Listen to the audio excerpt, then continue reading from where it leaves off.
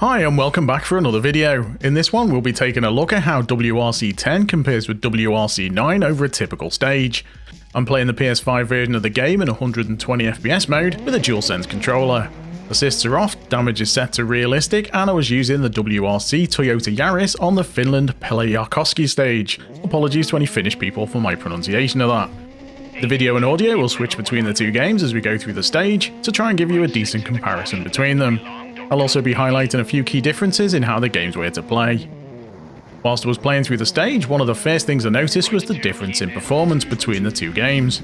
WRC 10 runs way smoother in 120 FPS mode than WRC 9 does. In fact, the frame drops in 9 caused a fair few crashes, as it was affecting my ability to react at high speeds.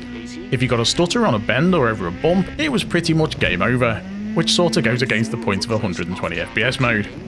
Carrying on with the visuals, you can see that the lighting is totally different in between the two games. The time of day was set to noon for both, but in 9 it looks more like late afternoon.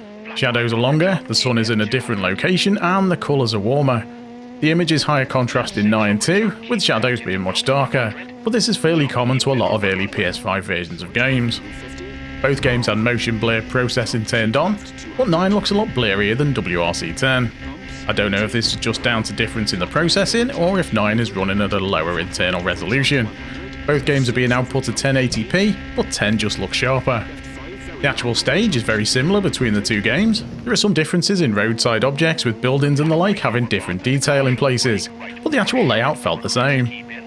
The games have different camera options with regards to chase cam, but you can tweak the various settings to get the sort of view you want.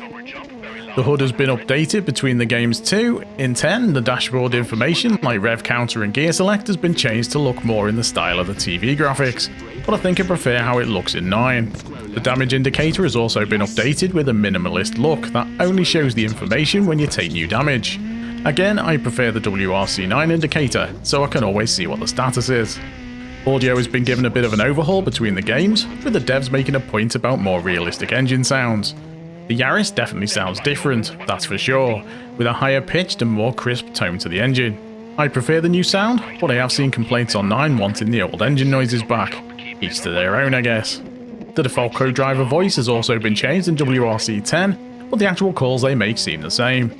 You now have additional comments from the co-driver in addition to the notes, to add to the atmosphere. He'll let out an oof if you have a particularly heavy landing, or he'll celebrate a good split time, for example. You can turn this off in the options if you find it annoying though.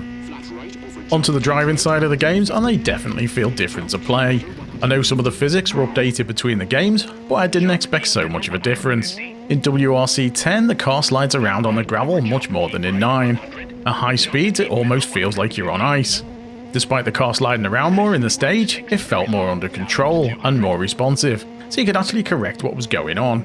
In 9, if you landed at a dodgy angle from a bump, the chances are you'd be heading into a tree. In 10, you can often bring it back. You did have to be more wary about braking and corner speeds in WRC 10 due to the reduced traction. A few times I could easily manage to bend in WRC 9, but I had to drop the speed or alter my racing line to make it in 10. Part of the driving feeling could be attributed to the haptic feedback through the DualSense controller.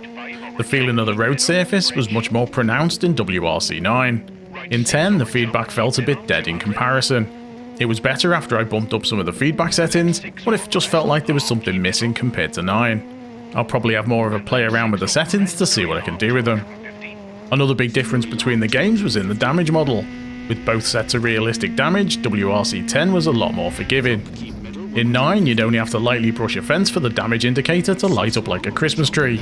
Going slightly off the road surface would also cause some serious damage, as there seemed to be large rocks hidden everywhere. In 10, it goes a bit too far the other way, with what should be rally-ending impacts allowing you to carry on without much problem.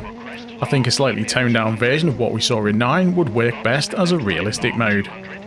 Those are the main differences I picked up for this stage. Let me know what you think in the comments. As always, leave a like if you enjoyed the video, a dislike if you didn't, and don't forget to subscribe so you don't miss the next one. Until then, bye for now.